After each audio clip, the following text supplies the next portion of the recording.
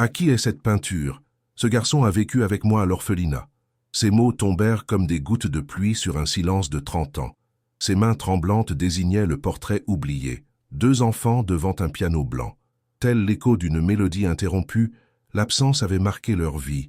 Des yeux qui cherchaient sans trouver, des cœurs qui battaient dans des villes différentes, ignorant que l'autre était toujours en vie. Mais le destin, avec la douceur de doigts sur des touches d'ivoire, tissa une réunion que même la séparation la plus cruelle ne put empêcher.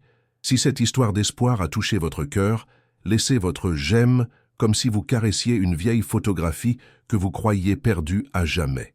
Et dites-nous, comment pensez-vous que se terminera cette histoire de frères séparés par le temps, mais unis par la musique? Claire Leroux ajusta son uniforme gris avant d'entrer par la porte de service du manoir Meunier. Le soleil de Séville tombait, comme de l'or liquide, sur les oliviers centenaires entourant la propriété. Elle prit une profonde inspiration, pressant la pochette contenant ses références contre sa poitrine. À 42 ans, commencer comme gouvernante dans une nouvelle maison était toujours intimidant, surtout dans un manoir comme celui-ci, où chaque objet semblait murmurer des histoires de richesse et de privilèges. Ponctualité. Bon signe, dit la gouvernante, une femme au visage sévère et aux cheveux tirés en un chignon parfait. Je suis Marie. Monsieur Arthur est extrêmement méticuleux en matière d'ordre. Il ne tolère ni retard ni négligence. Claire hocha la tête silencieusement en suivant Marie à travers des couloirs de marbre et des pièces où la lumière dessinait des motifs géométriques sur les meubles anciens. Le contraste avec son petit appartement de banlieue, où elle élevait seule sa fille adolescente, était écrasant. « Cette maison a une histoire, » continua Marie, « et aussi des secrets. Ne posez pas de questions inutiles et tenez-vous-en à votre travail. » Dans le hall principal, Claire s'arrêta brièvement devant un portrait imposant, 2 enfants blonds, assis devant un piano blanc, leurs petites mains jointes sur les touches. Quelque chose dans cette image éveilla un écho lointain dans sa mémoire, mais Marie la pressa de continuer. « Le maître sera absent ce matin. Vous commencerez par l'aile est. Tout doit être impeccable. » Avec des mains rendues rugueuses par des années de dur labeur, Claire commença sa tâche en silence, essuyant chaque surface avec une méticuleuse dévotion. Ce n'était pas seulement un travail, c'était sa chance de maintenir sa fille à l'université, un luxe qu'elle n'avait jamais eu. Arthur Meunier observait la ville depuis la baie vitrée de son bureau dans le quartier financier. À 45 ans, ses cheveux blonds commençaient à laisser apparaître des fils d'argent à ses tempes, et ses yeux bleus reflétaient le poids de celui qui a bâti un empire mais a perdu quelque chose d'irremplaçable en chemin. Le téléphone sonna, interrompant ses pensées. « Arthur, les investisseurs s'impatientent. » La voix de Raphaël Lenoir, son associé et ami depuis l'université, était tendue. « Tu devrais être là. »« J'arrive dans 21 minutes, » répondit-il, ajustant sa montre suisse. « Qu'ils attendent. » En raccrochant, son regard s'attarda sur la photographie encadrée sur son bureau. Lui enfant, à côté de son petit frère, Daniel, 30 ans. S'était écoulé depuis ce jour au parc Maria Luisa, où dans un moment d'inattention, Daniel avait disparu à jamais. Leur mère n'avait pas supporté la douleur et était décédée des années plus tard. Leur père s'était plongé dans les affaires jusqu'à ce que son cœur lâche. Et lui, le grand frère qui avait promis de le protéger, était devenu l'héritier d'un empire bâti sur l'absence. Arthur caressa légèrement la photographie avant de la ranger dans le tiroir de son bureau. Les souvenirs n'avaient pas leur place dans les réunions d'affaires. Dans une petite place des Asturies, sous un ciel menaçant la pluie, Daniel Rivière, tel qu'il se faisait appeler maintenant, installa son chevalet devant l'église. Ses mains tachées de peinture tremblaient légèrement, tandis qu'il préparait ses pinceaux. À 34 ans, son visage affichait une maturité mélancolique, comme s'il avait vécu plusieurs vies en une. Des touristes et des locaux s'arrêtaient occasionnellement pour observer comment ces coups de pinceau agiles capturaient l'essence du lieu, la pierre ancienne, la lumière filtrée, les longues ombres. Mais ce que personne ne savait, c'est que dans chaque paysage, dans chaque portrait, Daniel cachait des fragments d'un souvenir persistant. 2 enfants, un piano blanc, des fenêtres où la lumière pénétrait comme de l'or liquide. « Bonjour, maître », salua Antoine, le vieil homme qui vendait les journaux au coin. « Vous peignez encore des enfants, aujourd'hui. » Daniel sourit. Doucement. C'était vrai, quand il n'avait pas de clients spécifiques, ses pinceaux trouvaient toujours le chemin de la même scène. 2 enfants blonds, l'un plus âgé que l'autre, jouant d'un piano qui semblait luire de sa propre lumière. Ce sont des souvenirs, Antoine, peut-être d'une autre vie. La place se remplit au fur et à mesure que la matinée avançait. Une famille s'arrêta devant son chevalet et demanda un portrait. Tandis qu'il peignait, Daniel ressentit cette agitation familière, ce vide qu'aucun paysage ni visage ne pouvait combler. Dans sa petite maison-atelier, il gardait des dizaines de cahiers remplis de dessins similaires, de grandes fenêtres, des pianos et toujours les deux enfants.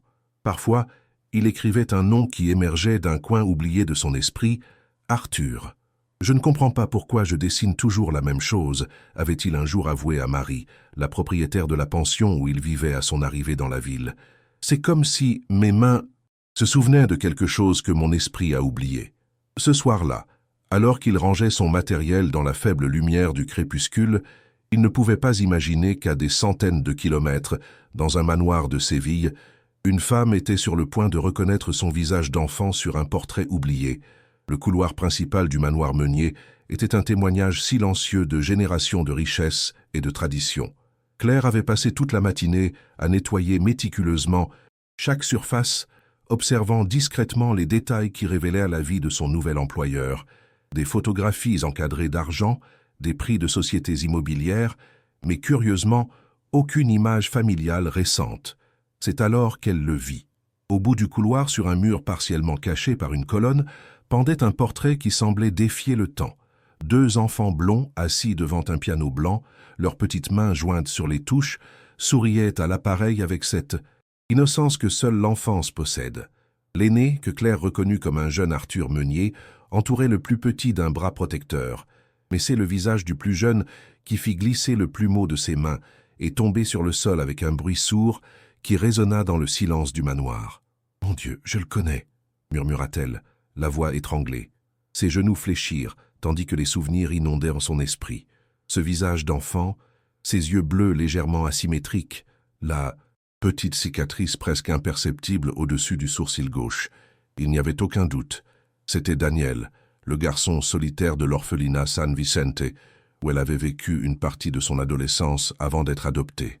Daniel, le garçon qui dessinait obsessivement des pianos et des maisons avec de grandes fenêtres, celui qui jurait avoir un grand frère et une famille qui le cherchaient, le portrait de celui que les autres enfants considéraient comme un fabulateur, un rêveur qui inventait des histoires pour faire face à l'abandon. « Ce n'est pas possible », murmura Claire, ramassant le plumeau avec des mains tremblantes. Marie apparut soudainement, la faisant sursauter. « Quelque chose ne va pas ?»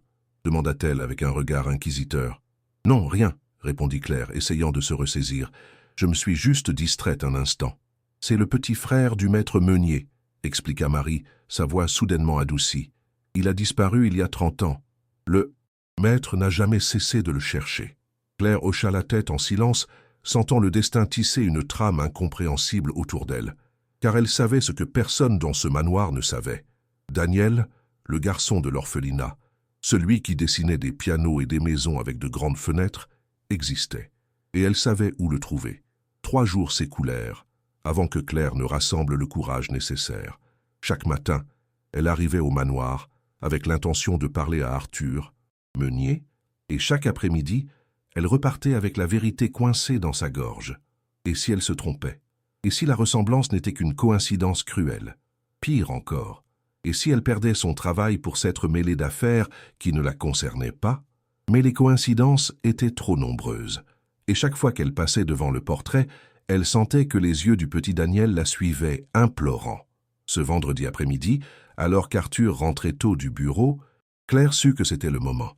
Elle le trouva dans la bibliothèque examinant des documents avec une expression fatiguée. « Excusez-moi, monsieur Meunier », dit-elle depuis l'embrasure de la porte, sa voix à peine audible. « J'ai besoin de vous parler de quelque chose d'important. » Arthur leva les yeux, surpris. C'était la première fois que cette femme silencieuse s'adressait directement à lui. « Y a-t-il un problème avec votre travail? Marie ne m'a donné que de bons rapports, » répondit-il.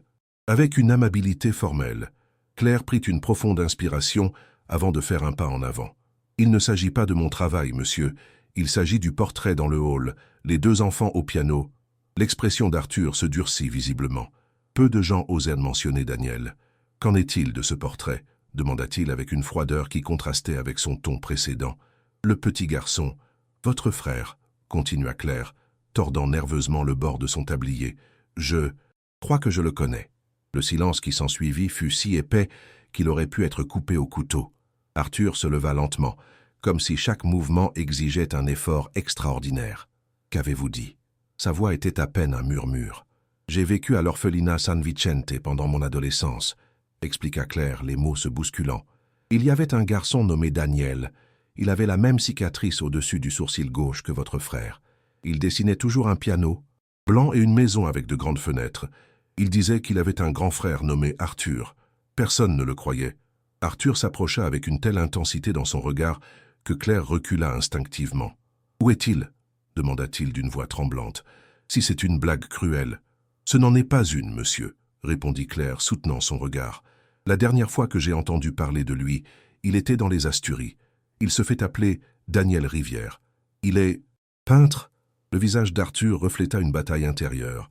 Incrédulité, espoir, peur, 30 ans de recherches infructueuses, de fausses pistes, d'espoirs brisés. « Daniel » murmura-t-il, le nom sonnant étrange et familier à la fois sur ses lèvres. Il a utilisé son propre nom.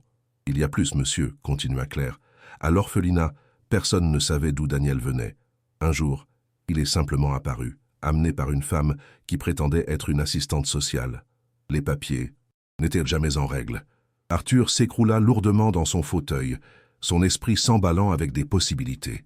Pendant 30 ans, il avait engagé les meilleurs détectives, voyagé à travers la moitié de l'Espagne, suivi chaque rumeur, chaque piste, sans succès.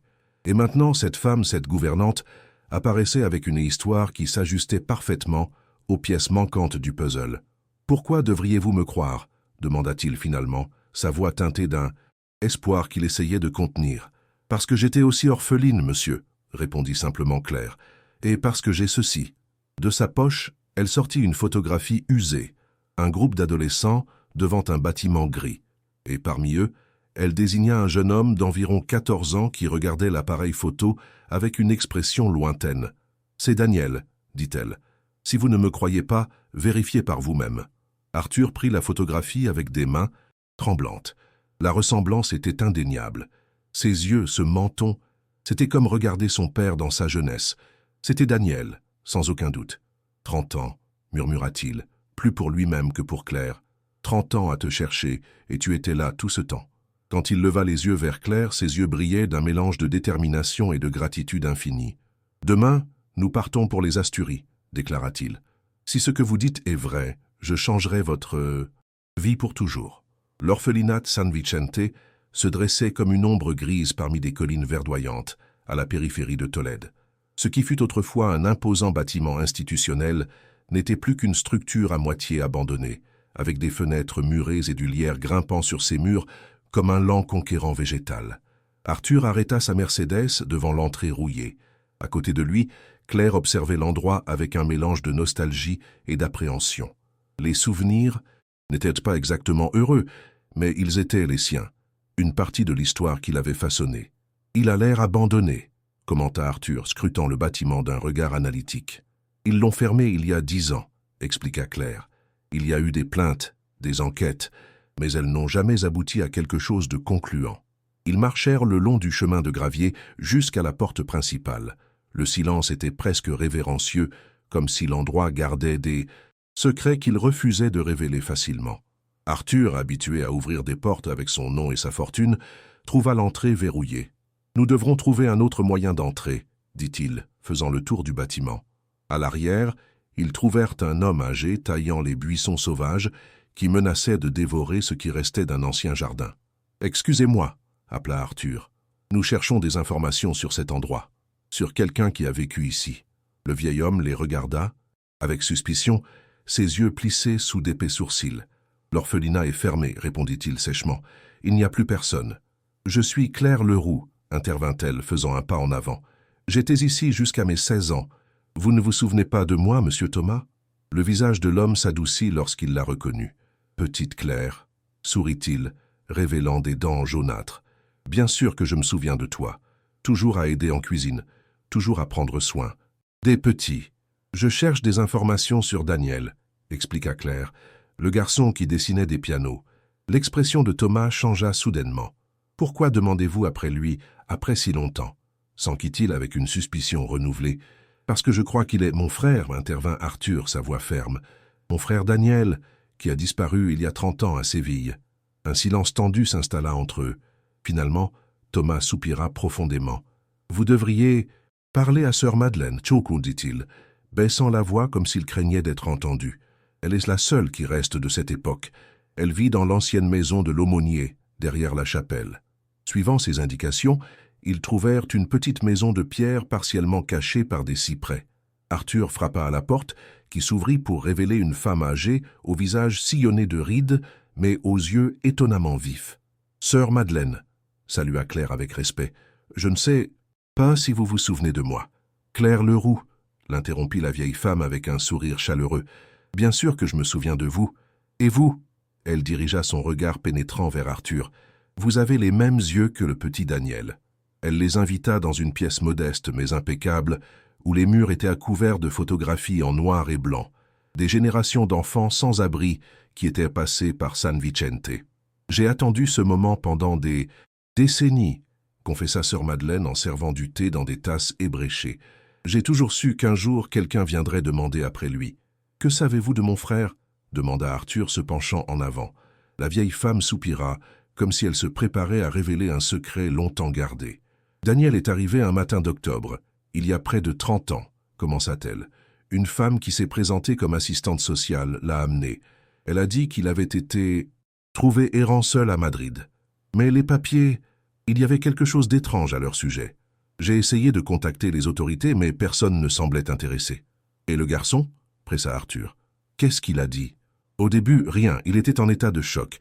Mais après quelques semaines, il a commencé à parler de sa famille à Séville, de son frère Arthur, d'un piano blanc où ils jouaient ensemble. » La vieille femme s'interrompit. Personne ne le croyait. Il pensait que c'était une fantaisie, une façon d'échapper à sa réalité. Mais moi, j'ai gardé ses dessins. Avec des mouvements lents, sœur Madeleine se leva et prit une boîte en carton dans une armoire.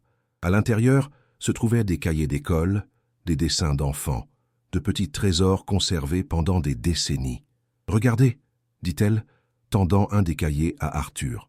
En l'ouvrant, Arthur sentit son cœur s'arrêter.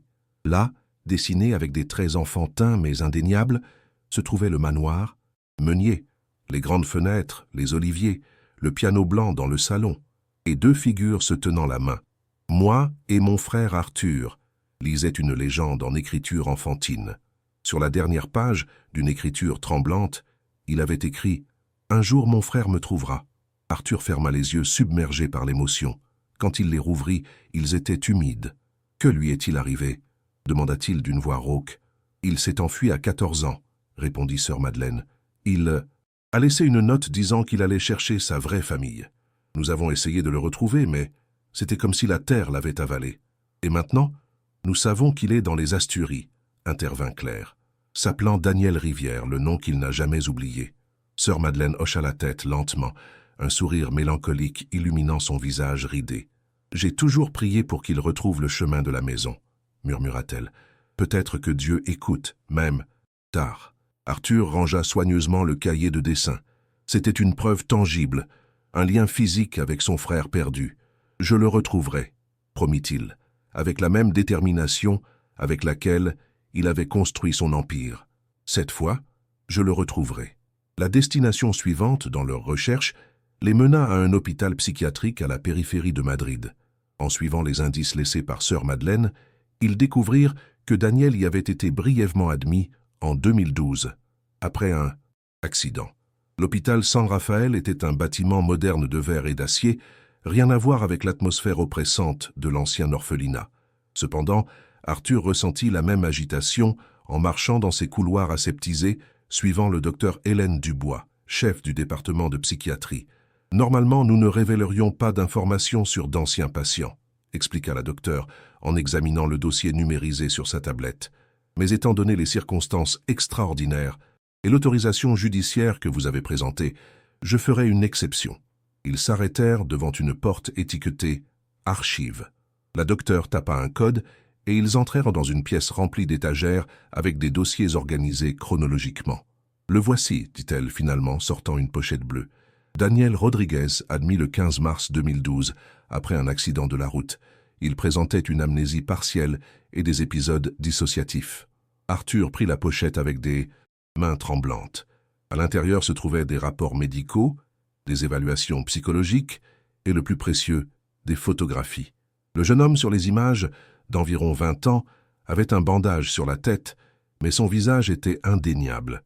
C'était Daniel, son Daniel, avec les traits de son père et ses propres yeux. « Vous souvenez-vous de quelque chose à son sujet ?» demanda Arthur, essayant de maintenir le sang-froid professionnel qui le caractérisait dans les affaires. « Personnellement, non, » admit la docteure. Mais selon les notes du docteur Salgado qui l'a traité, c'était un patient inhabituel. Il souffrait d'amnésie concernant son identité, mais se souvenait clairement d'avoir grandi dans un orphelinat. Et il dessinait constamment.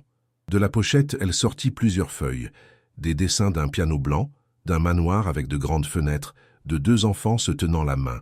Le docteur Salgado a interprété ces dessins comme des souvenirs fragmentés, ou éventuellement des fantaisies compensatoires, expliqua-t-elle.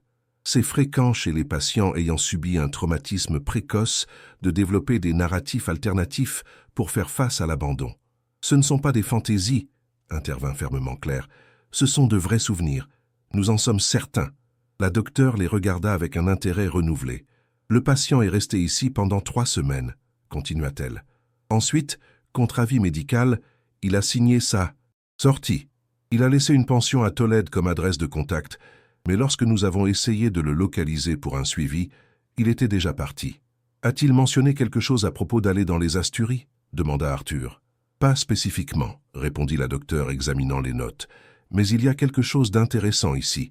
Lors de sa dernière séance, il a dit au docteur Salgado qu'il voulait trouver un endroit où le brouillard et la mer pouvaient parler à ses peintures. Les Asturies, murmura Claire. Il décrivait les Asturies. La docteure ferma la pochette d'un geste professionnel. Il y a autre chose que vous devriez savoir, ajouta-t-elle.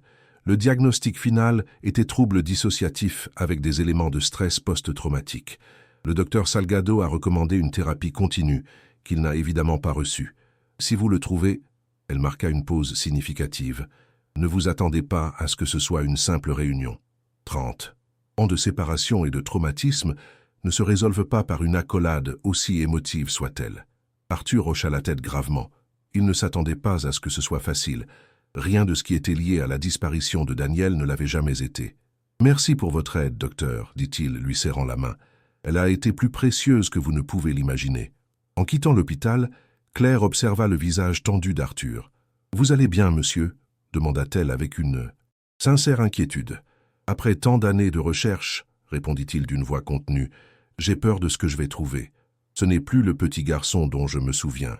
C'est un homme forgé dans l'adversité, marqué par des expériences que je ne peux même pas imaginer.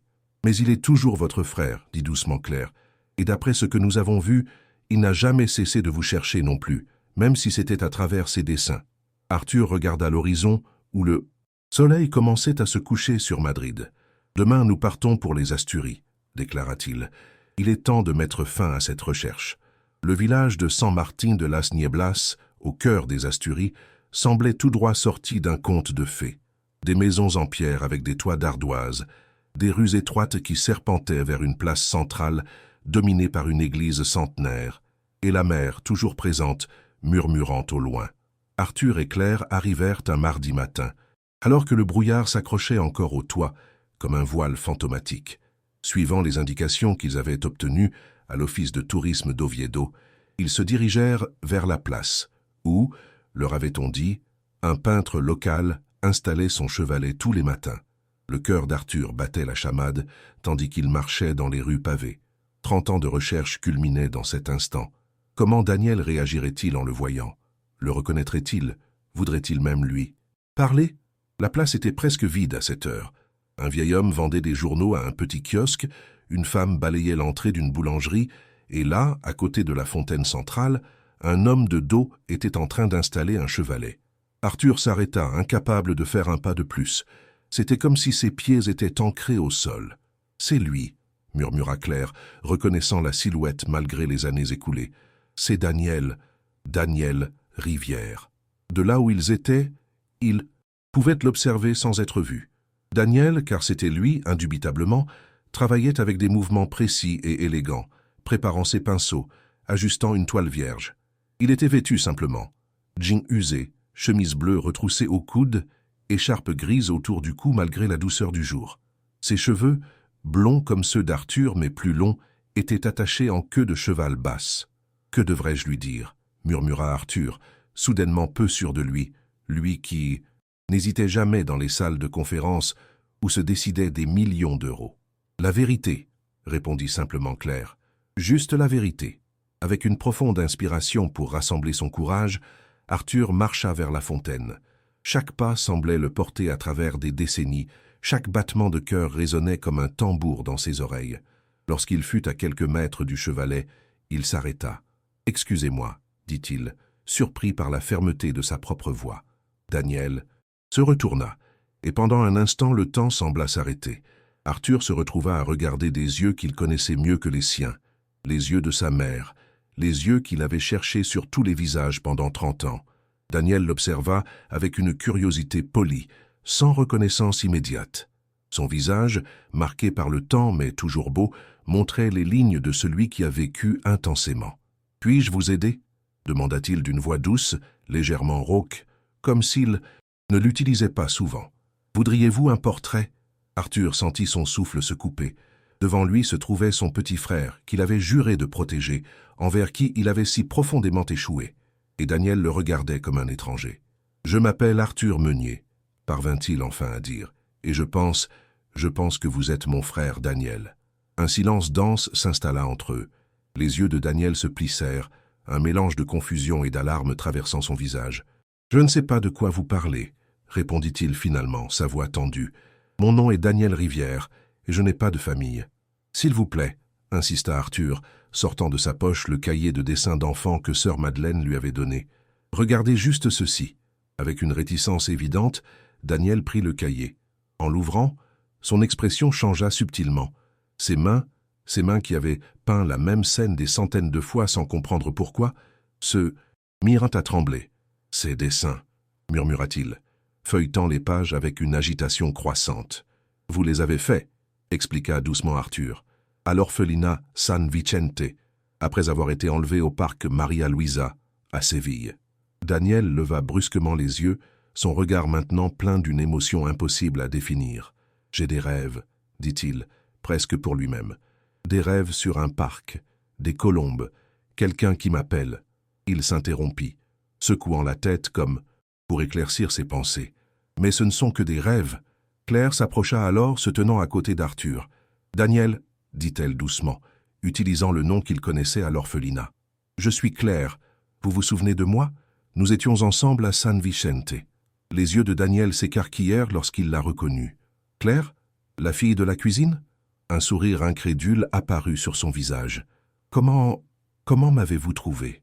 Je te cherche depuis 30 ans, » intervint Arthur, sa voix légèrement brisée. « J'ai engagé des détectives, voyagé à travers la moitié de l'Espagne, suivi chaque piste, aussi minime soit-elle, et à la fin, c'est Claire qui t'a trouvé. » Daniel regarda de nouveau les dessins, passant ses doigts sur les traits enfantins, comme s'il pouvait se connecter physiquement à l'enfant qui les avait dessinés. « J'ai toujours su que ces dessins signifiaient quelque chose, » murmura-t-il. « Mais les docteurs disaient que c'était des fantaisies, des mécanismes de défense contre le traumatisme de l'abandon. » « Ce n'était pas des fantaisies, » affirma Arthur. « C'était ta mémoire qui essayait de survivre. » Puis, comme poussé par une impulsion irrésistible, il sortit de son portefeuille une photographie ancienne et usée.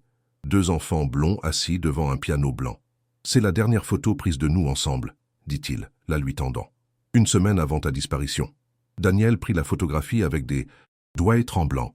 Il l'étudia longuement, ses yeux allant de l'image au visage d'Arthur, cherchant la connexion, la confirmation d'une vérité trop douloureuse et belle pour être assimilée d'un coup. « Mon frère m'appelait champion, » murmura-t-il finalement, une phrase qui émergea de quelque part au fond de sa mémoire, un souvenir qui avait survécu à des décennies d'oubli forcé.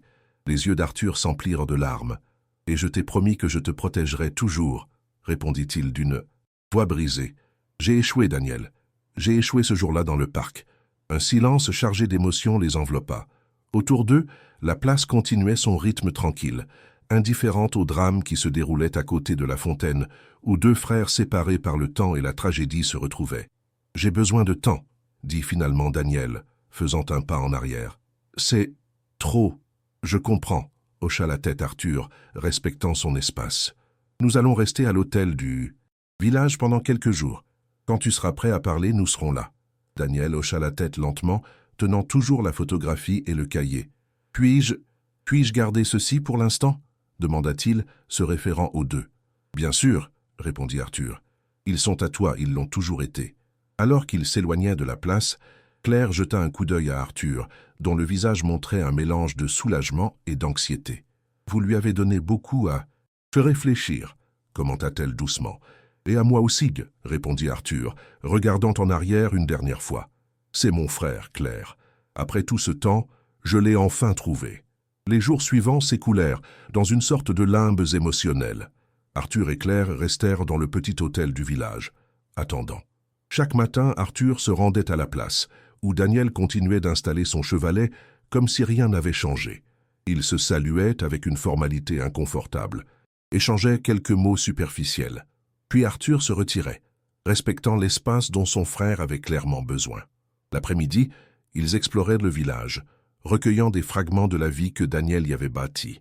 Ils découvrirent qu'il était respecté comme artiste local, qu'il vivait seul dans une petite maison près de la falaise, qu'il était réservé mais gentil, qu'il ne parlait jamais de son passé. « C'est comme s'il avait trouvé un refuge ici », commenta Claire, alors qu'il prenait un café sur la terrasse du seul restaurant du village, un endroit où personne ne pose de questions. « Et maintenant, nous arrivons, déterrant tout ce qu'il a essayé d'oublier », répondit amèrement Arthur. « Ou peut-être, » suggéra doucement Claire, découvrant des vérités qu'il a toujours cherchées sans le savoir. Le 4e jour, alors qu'Arthur avait presque perdu espoir, il trouva Daniel qui l'attendait devant l'hôtel, assis sur un banc, le cahier de dessin sur les genoux. « Bonjour », salua Daniel d'une voix tendue. « J'ai pensé que nous pourrions parler. » Ils marchèrent en silence jusqu'au petit port, où la mer se brisait doucement contre les jetées de pierres. Ils s'assirent sur un banc face à l'horizon, deux hommes si semblables, et pourtant si différents, avec 30 ans d'absence entre eux. « J'ai rêvé », commença Daniel regardant la mer. « Depuis que vous m'avez montré ces images, les rêves sont plus vifs, plus fréquents. Des fragments qui n'avaient jamais eu de sens commencent à s'assembler. »« De quoi vous souvenez-vous » demanda doucement Arthur. Daniel ferma les yeux un instant, comme s'il cherchait à l'intérieur de lui-même. « Je me souviens d'un piano blanc, et de vos mains guidant les miennes sur les touches, dit-il finalement. Je me souviens d'une belle femme avec les mêmes cheveux que vous, chantant pendant que nous jouions. Notre mère, je suppose. »« Oui, » confirma Arthur, l'émotion lui serrant la gorge. « Elle aimait nous. Écoutez jouer. Elle disait que nous étions son orchestre privé. Je me souviens du parc, continua Daniel, sa voix maintenant plus basse. Les colombes, un étang. Je courais après elles. Je voulais les toucher. » Il s'arrêta, son visage se crispant. « Ensuite, il y a l'obscurité, » murmura-t-il. « Une femme que je ne connais pas, une voiture, des pleurs, des cris, puis l'orphelinat, des enfants qui se moquaient de moi parce que je parlais d'un frère et d'un piano que personne ne croyait. Exister. » Arthur écouta en silence, chaque mot comme un poignard de culpabilité et de remords. « Je m'occupais de toi ce jour-là dans le parc, » expliqua-t-il finalement. « Maman ne se sentait pas bien et papa était en voyage d'affaires, comme toujours. J'ai été distrait 1 minute, juste 1 minute, en parlant à des garçons plus âgés. Quand je me suis retourné, sa voix se brisa. Tu avais disparu. La police a déterminé plus tard que tu avais été enlevé par un réseau de trafic d'enfants. Ils ont suivi plusieurs pistes, mais elles se sont toutes refroidies. Maman ne s'en est jamais remise. Elle est morte de chagrin 5 ans plus tard. Papa s'est plongé dans le travail jusqu'à ce que son cœur lâche. Et moi, je n'ai jamais cessé de te chercher. » Daniel hocha la tête lentement, assimilant cette histoire qui était la sienne mais sonnait comme celle d'un étranger. « Sœur Madeleine m'a dit que tu t'étais enfui de l'orphelinat à 14 ans, » continua Arthur. « Que s'est-il passé ?»« Ensuite, j'ai vécu dans la rue pendant un certain temps, » répondit Daniel, sa voix distante. « Ensuite, j'ai trouvé du travail dans un atelier de restauration à Tolède. Le propriétaire a remarqué que j'avais un talent pour le dessin et m'a appris à peindre. Avec le temps, je suis devenu son apprenti. » Il marqua une pause, perdu dans ses souvenirs. « Je dessinais toujours la même chose. Le piano, la maison, 2 enfants. Il m'a encouragé à l'explorer. Il disait que l'art était une façon de guérir. Puis il y a eu l'accident, l'hôpital, et j'ai décidé de venir ici où personne ne me connaissait, où je pouvais être qui je voulais. Et tu as choisi de t'appeler Daniel, observa Arthur. Ton vrai nom. Daniel sourit faiblement. Je n'ai jamais su pourquoi ce nom résonnait tant en moi, avoua-t-il. Ça semblait juste. Un silence contemplatif s'installa entre eux. Les mouettes criaient au-dessus de leur tête, la mer murmurait des histoires éternelles contre les rochers. Il y a des preuves ADN, dit finalement Arthur. Si vous avez besoin de confirmer... Non, interrompit Daniel avec une fermeté surprenante. Je n'en ai pas besoin. Il leva le cahier de dessin. Ce sont mes souvenirs. Personne n'aurait pu les inventer. Et vous? Il regarda directement Arthur. Vous avez les yeux de la femme dans mes rêves, notre mère. Il tendit une main tremblante et, pour la première fois, toucha le visage d'Arthur, comme s'il voulait s'assurer qu'il était réel. « Mon frère », murmura-t-il, le mot sonnant étrange et familier à la fois sur ses lèvres. Arthur ne put se retenir plus longtemps. 30 ans de recherche, de culpabilité, d'espoir, débordèrent en une accolade qui sembla contenir toute une vie d'absence. Daniel se crispa initialement, puis céda, se laissant envelopper dans ses bras qu'il avait jadis tenus lorsqu'il était trop petit pour s'asseoir seul au piano. Quand ils se séparèrent finalement, tous deux avaient les yeux mouillés. « Que se passe-t-il maintenant » demanda Daniel sincèrement désorienté. « Ce que tu veux, » répondit Arthur. « Tu peux venir avec moi à Séville, voir ta maison, ou je peux rester ici un moment et nous apprenons à nous connaître à nouveau, ou peut-être as-tu besoin de plus de temps seul. Quelle que soit ta décision, je la respecterai. » Daniel regarda la mer, pensif. « Je veux voir le piano, » dit-il finalement. « Je veux voir si mes doigts se souviennent de ce que mon esprit a oublié. » Touti. Retour à Séville fut un voyage dans le temps autant que dans la géographie. Sur le siège arrière de la voiture, Daniel observait le paysage changeant avec des yeux qui semblaient voir au-delà du visible, tandis que Claire conduisait et qu'Arthur signalait occasionnellement des lieux d'intérêt, s'efforçant de combler le silence par une conversation décontractée. « Tu as été très silencieux », commenta Arthur après plusieurs heures de voyage. « Tu vas bien ?» Daniel détourna les yeux de la fenêtre et lui fit un petit sourire. « Je me souviens, » répondit-il simplement. « C'est comme si chaque kilomètre éveillait quelque chose en moi. C'est bouleversant. »« Nous pouvons nous arrêter quand tu veux, » proposa Arthur, inquiet. « Non, » Daniel secoua la tête. « Je veux continuer. J'ai attendu cela toute ma vie, même si je ne le savais pas. » Lorsqu'ils atteignirent finalement la périphérie de Séville, le soleil commençait à se coucher, baignant la ville dans cette lumière dorée que seul le crépuscule andalou peut créer.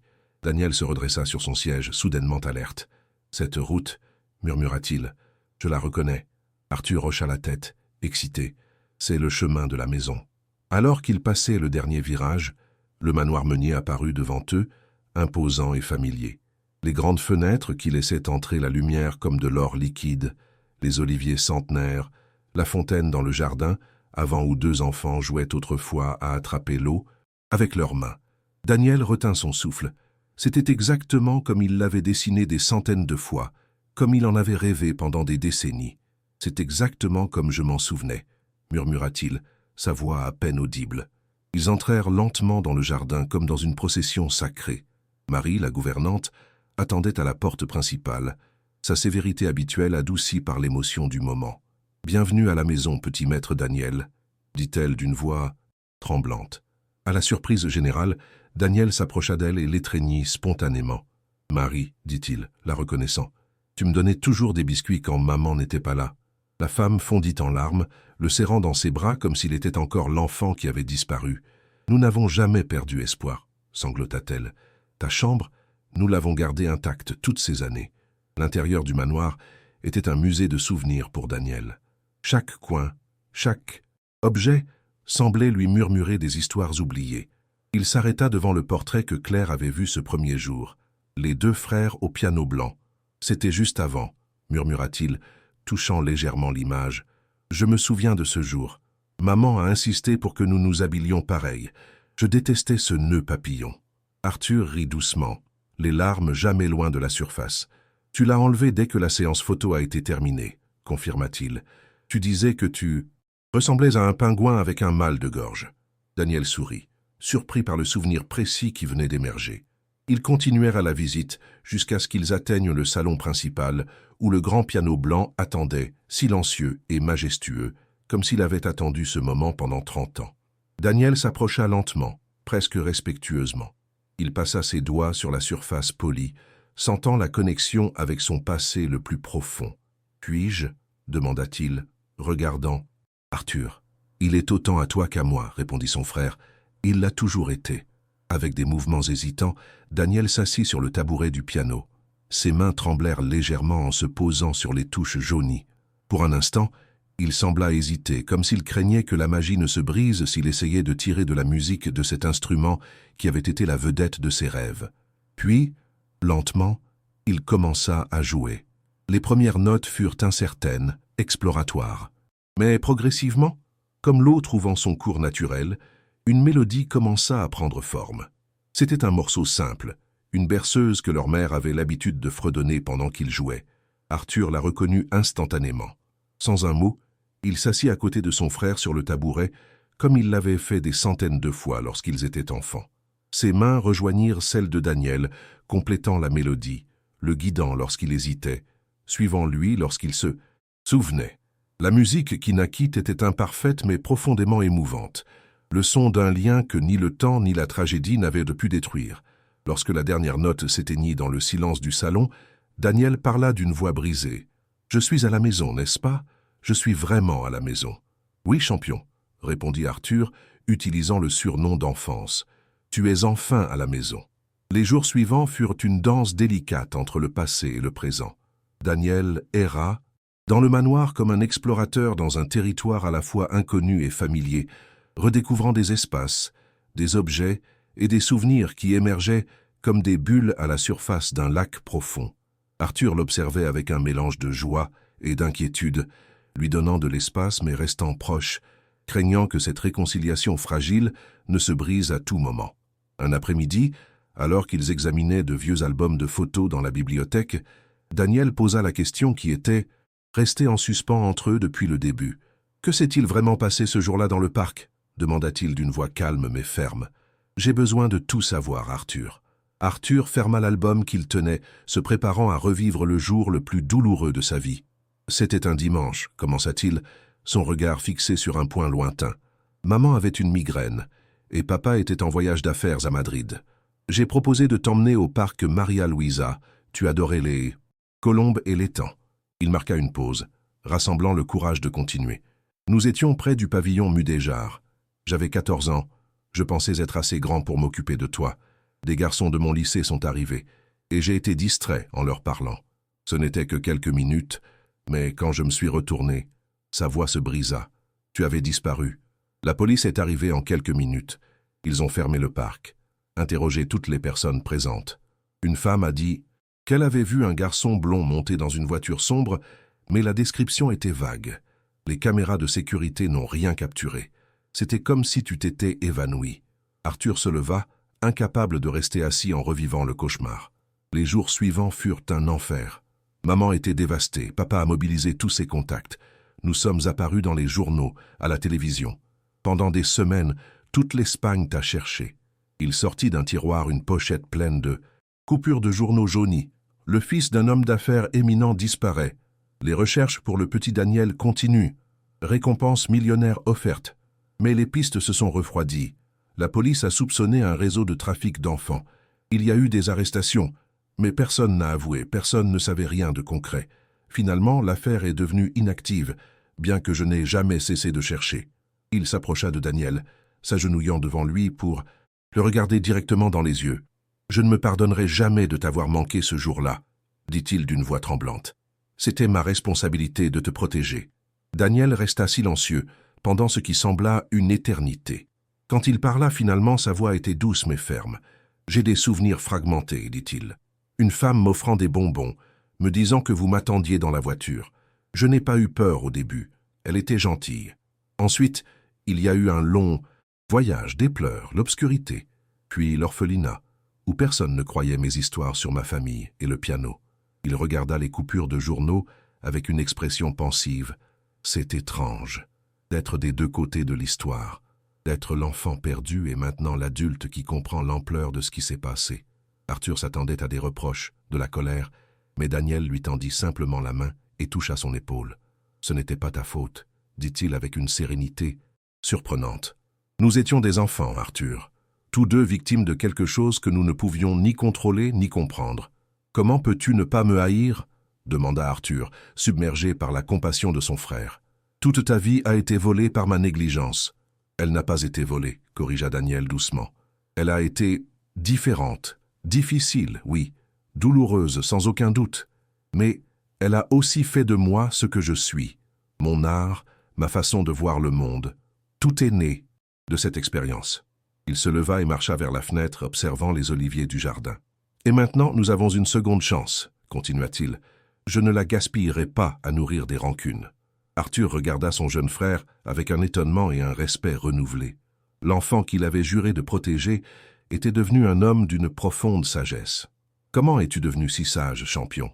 demanda-t-il avec un sourire triste. « J'ai appris à voir la beauté même à l'adversité, » répondit simplement Daniel. « C'est ce qui m'a gardé en vie, ce qui a fait de moi un artiste.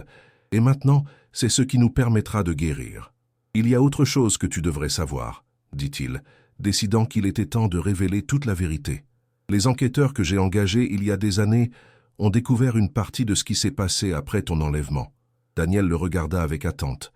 Une infirmière de l'hôpital pour enfants de Séville était impliquée. Thérèse Grand. Elle avait des dettes, des problèmes de jeu. Elle t'a remis à un couple qui ne pouvait pas avoir d'enfants et était prêt à payer. Nicolas et Hélène Petit. Daniel se crispa visiblement en entendant ces noms. « Mes parents adoptifs », murmura-t-il. « Ils sont morts dans un accident de voiture quand j'avais 7 ans.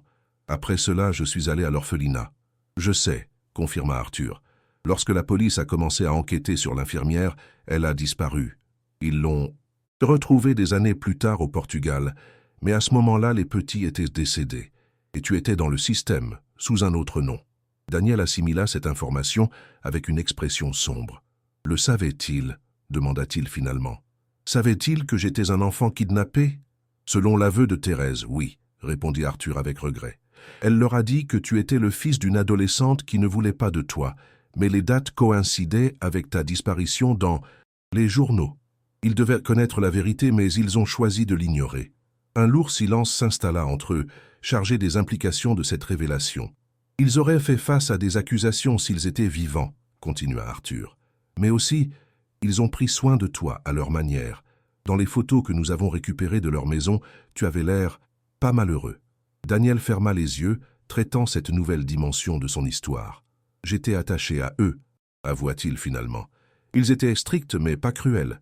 Ils n'ont jamais parlé de mes origines, ils évitaient mes questions. Maintenant, je comprends pourquoi. »« Que veux-tu faire de cette information ?» demanda Arthur. « Nous pourrions porter plainte contre les complices encore en vie, chercher la justice. »« Non !» interrompit Daniel avec une fermeté surprenante. « Je ne cherche pas la vengeance, Arthur. La justice ne me rendra pas les années perdues et la punition ne guérira pas. Nos blessures. » Il regarda son frère avec des yeux clairs et sereins. « Je veux regarder vers l'avant, pas vers l'arrière. Utiliser cette seconde chance pour construire, non pour détruire. » Arthur regarda son jeune frère avec un étonnement et un respect renouvelés. L'enfant qu'il avait juré de protéger était devenu un homme d'une profonde sagesse. « Comment es-tu devenu si sage, champion ?»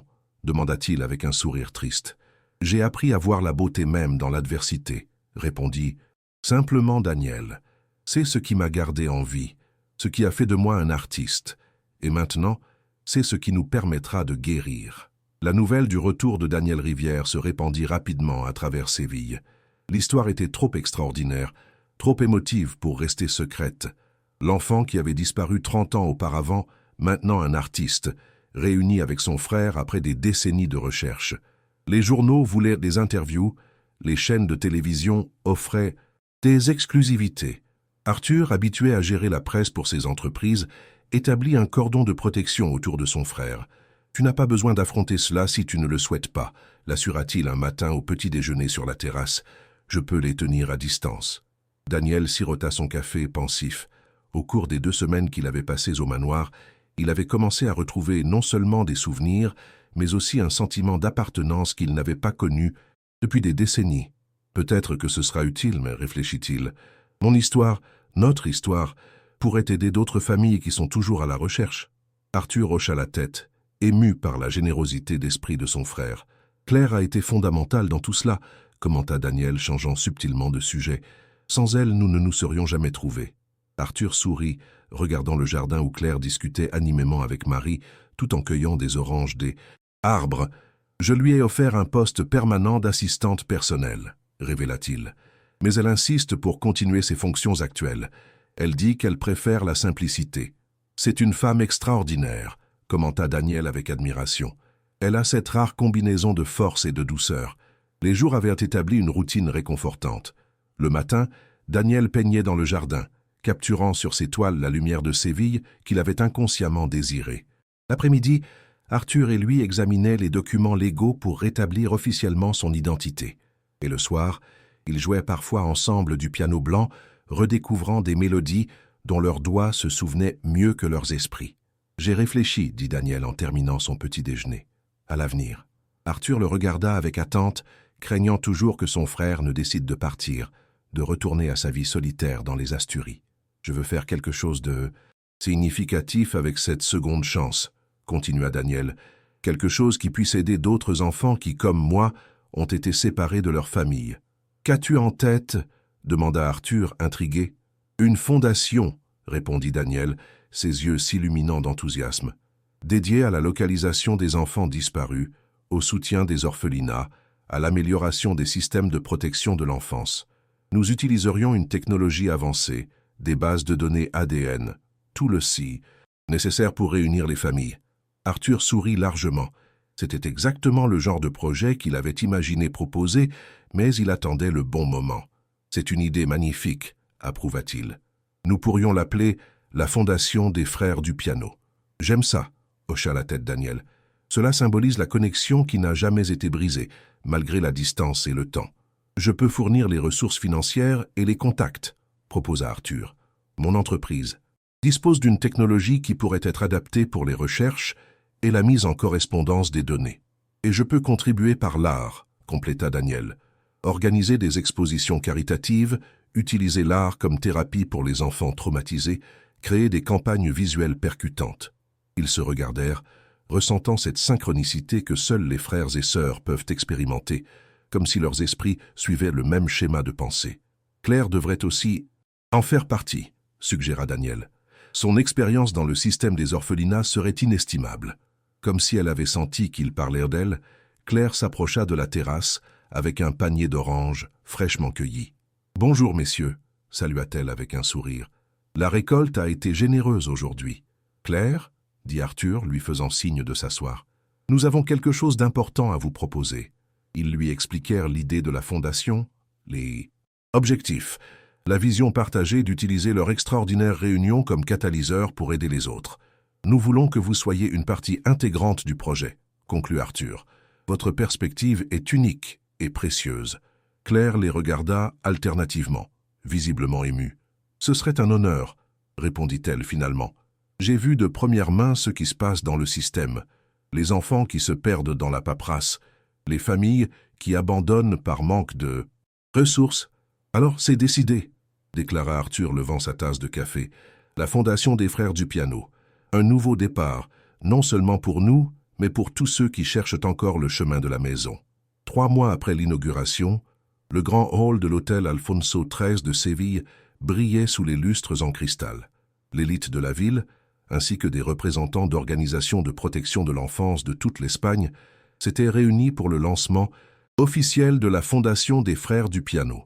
Arthur, élégant dans son costume sombre, supervisait chaque détail avec la même précision qu'il appliquait à ses affaires. Daniel, plus informel mais tout aussi distingué, contemplait la salle décorée de reproductions de ses peintures, des scènes de retrouvailles, de mains tendues, de portes qui s'ouvrent. « Vous êtes nerveux ?» observa Claire, s'approchant de Daniel avec 2 verres de champagne. « Un peu, » admit-il avec un sourire timide. « Je n'ai pas l'habitude de tant d'attention. » Claire, belle dans une simple robe bleue, lui tendit un verre. « Vous avez fait beaucoup de chemin depuis la place de Saint-Martin, » commenta-t-elle. « Nous tous. » C'était vrai. Les derniers mois avaient transformé leur vie d'une manière qu'aucun d'eux n'aurait pu imaginer. Claire avait quitté ses fonctions de gouvernante pour devenir directrice des programmes de la Fondation.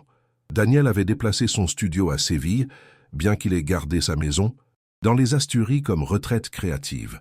Et Arthur, peut-être le plus changé de tous, avait redécouvert un but qui allait au-delà de l'accumulation de richesses et de pouvoir. « C'est l'heure », annonça Marie, qui avait insisté pour superviser personnellement le service traiteur de l'événement.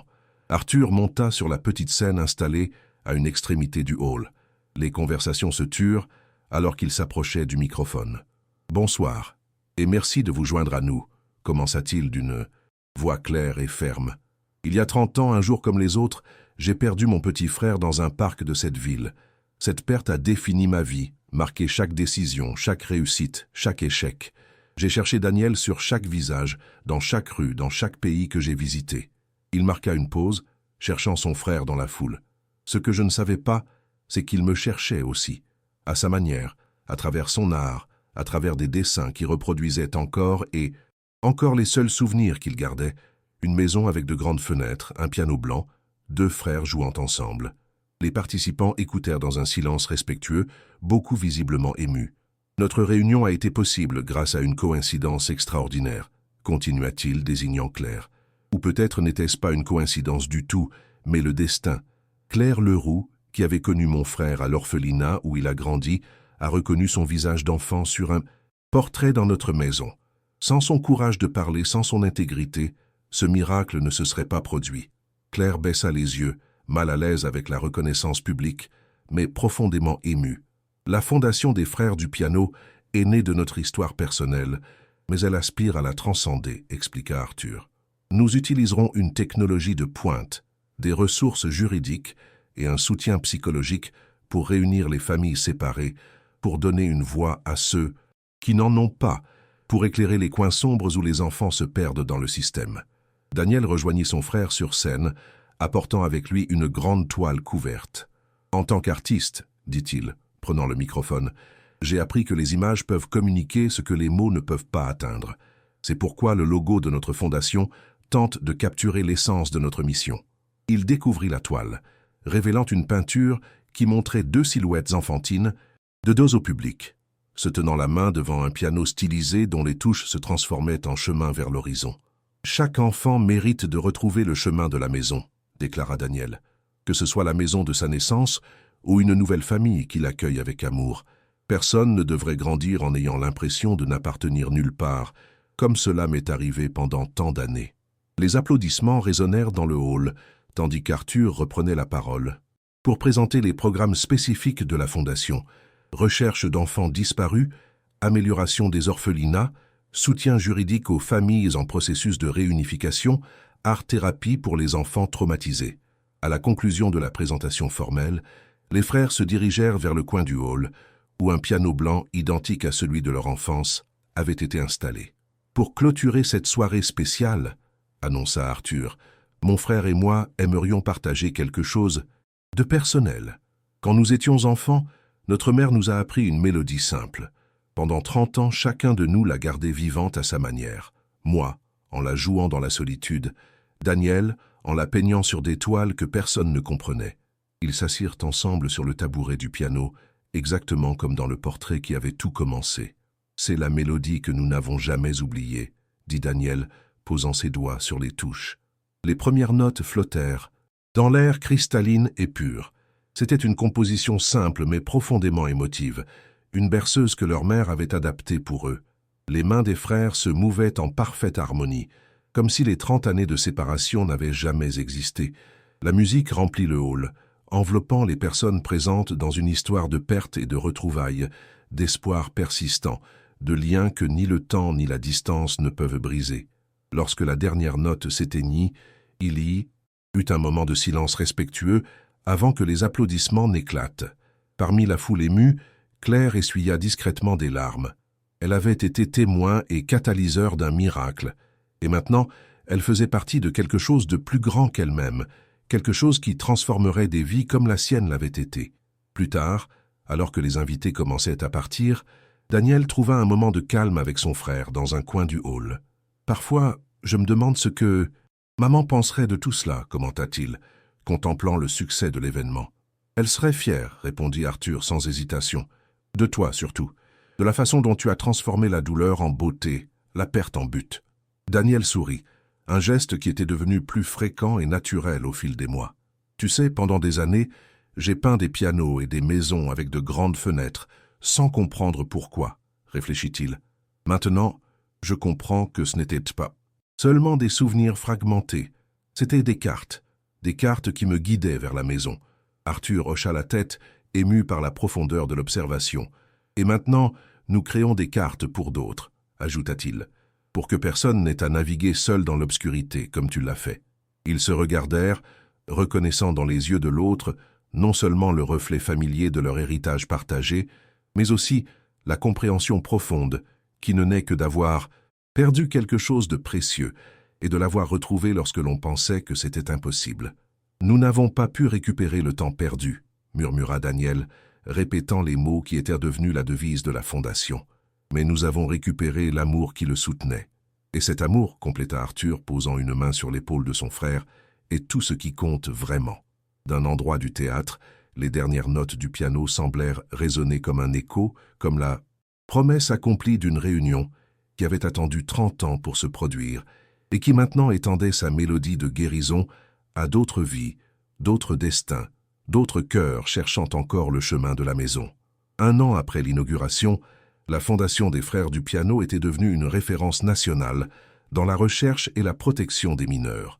Ses bureaux, situés dans un ancien palais de Séville, restauré par Arthur, bourdonnaient d'activités. Avocats, psychologues, enquêteurs et bénévoles travaillaient sans relâche sur des dizaines de cas simultanés. Dans le bureau principal, Arthur examinait des rapports avec Claire lorsque Daniel entra, visiblement excité. « Nous avons la confirmation », annonça-t-il sans préambule. « Le test ADN est positif. Sophie Martin est définitivement la fille de Carmela Dumas. » Claire sourit largement. C'était le genre de nouvelle qui donnait un sens à tout son travail. Une fille qui avait disparu 12 ans auparavant, présumée morte, avait été localisée dans un petit village d'Estrémadure, vivant avec la famille qui l'avait illégalement adoptée. « Comment va Carmela » demanda Arthur, se souvenant de la mère qui était venue à eux en dernier recours, après que toutes les institutions officielles eurent abandonné la recherche. « Sous le choc mais heureuse » répondit Daniel. « Notre équipe psychologique travaille avec elle deux pour préparer la réunion. La fille ne se souvient pas de sa vie antérieure.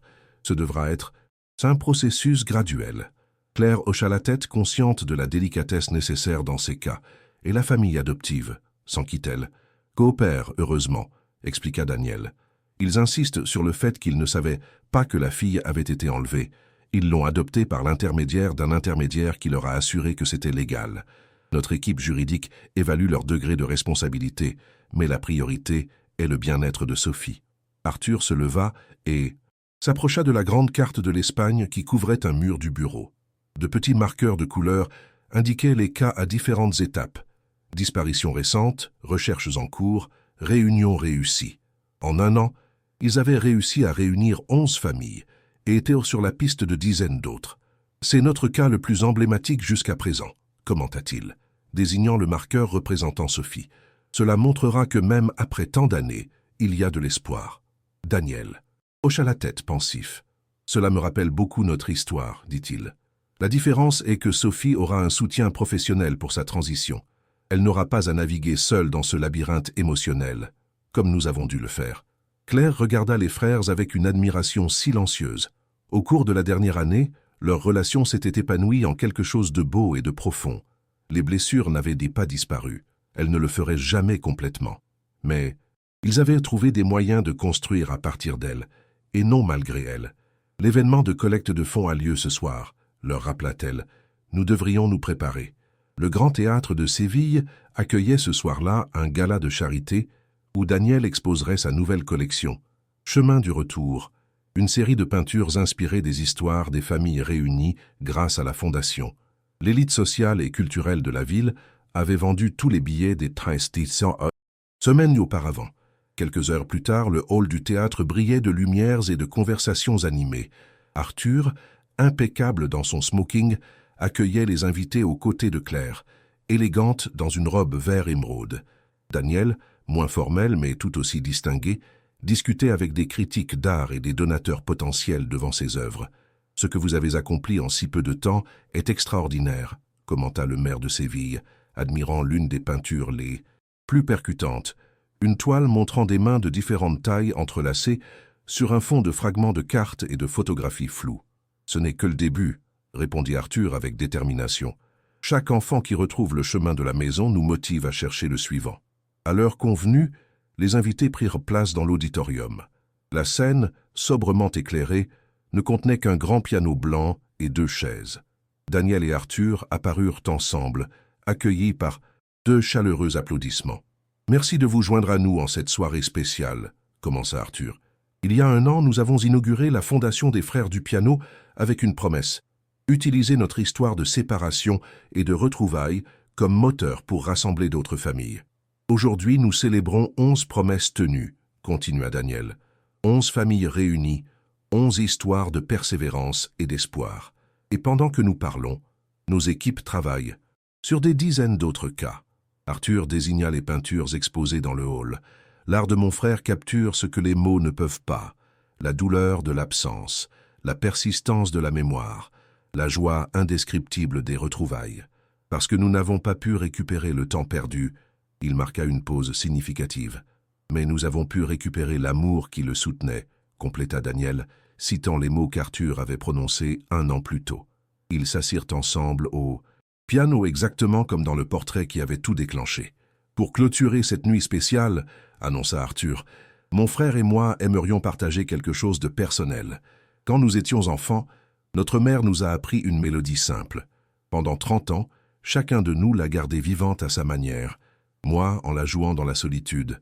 Daniel, en la peignant sur des toiles que personne ne comprenait. C'est la mélodie que nous n'avons jamais oubliée, dit Daniel, posant ses doigts sur les touches. Les premières notes résonnèrent dans l'air, cristallines et pures. C'était une composition simple mais profondément émotive, une berceuse que leur mère avait adaptée pour eux. Les mains des frères se mouvaient en parfaite harmonie, comme si les 30 années de séparation n'avaient jamais existé. La musique remplit le théâtre, et les images des familles réunies grâce à la fondation furent projetées sur un écran géant derrière eux. La musique s'acheva sur une ovation debout. Claire, depuis le premier rang, les regardait avec une fierté et une affection profonde. Quelques instants plus tard, Daniel trouva un coin tranquille avec son frère. « Parfois, je me demande ce que maman penserait de tout cela, » commenta-t-il. « Elle serait fière, » répondit Arthur. « De toi surtout, de comment tu as transformé la douleur en beauté, la perte en but. Maintenant, je comprends que mes peintures n'étaient pas seulement des souvenirs fragmentés, » réfléchit Daniel. « C'étaient des cartes qui me guidaient vers la maison. Et maintenant, nous créons des cartes pour d'autres, » ajouta Arthur, « pour que personne n'ait à naviguer seul dans l'obscurité. » Ils se regardèrent. « Nous n'avons pas pu récupérer le temps perdu, » Daniel murmura. « Mais nous avons récupéré l'amour qui le soutenait. Et cet amour, » compléta Arthur, « est tout ce qui compte vraiment. » Les dernières notes du piano semblèrent résonner comme l'écho de la promesse accomplie d'une réunion, et qui maintenant étendait sa mélodie de guérison à d'autres vies, d'autres destins, d'autres cœurs cherchant encore le chemin de la maison.